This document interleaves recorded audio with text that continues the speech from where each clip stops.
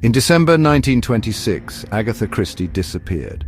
Her car was found abandoned, her belongings left behind, and her name splashed across newspaper headlines.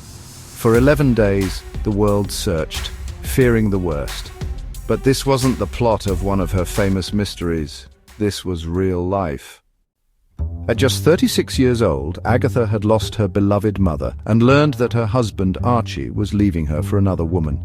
The emotional weight of grief and betrayal was crushing. With her young daughter Rosalind as her only anchor, Agatha vanished, checked into a hotel under a false name, claiming memory loss when she was found nearly 2 weeks later. Many speculated it was a cry for help. Others called it a publicity stunt. She never spoke of it again. But what looked like the end was merely a turning point. Agatha returned not just to her life, but to her writing with even greater intensity. Her gift for storytelling had emerged young. She taught herself to read by age 4 and wrote her first short story at 11. By the time her marriage crumbled, she had already created Hercule Poirot and established herself as a rising star in the literary world. To heal, she traveled, boarding the luxurious Orient Express, which would later inspire one of her most iconic novels. It was in 1930, while on an archaeological dig in Iraq, that Agatha found something unexpected: love. She met Max Mallowan, a young archaeologist 14 years her junior. Their connection was immediate, and they married later that year. Max would become her steadfast companion for the rest of her life. With renewed joy and stability, Agatha flourished.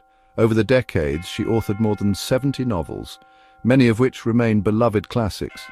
She brought to life unforgettable characters like Miss Marple and Hercule Poirot, captivating millions with her intricate plots and psychological depth. Her play, The Mousetrap, became the longest-running theatrical production in history. In 1968, Max was knighted for his archaeological work, and 3 years later, Agatha was honoured with the title of Dame Commander of the British Empire. Despite her quiet demeanour, she had become a literary giant. Agatha Christie passed away peacefully on January 12, 1976, at the age of 85. But her stories are immortal. With over 2 billion books sold in more than 100 languages, she remains the best-selling novelist in history.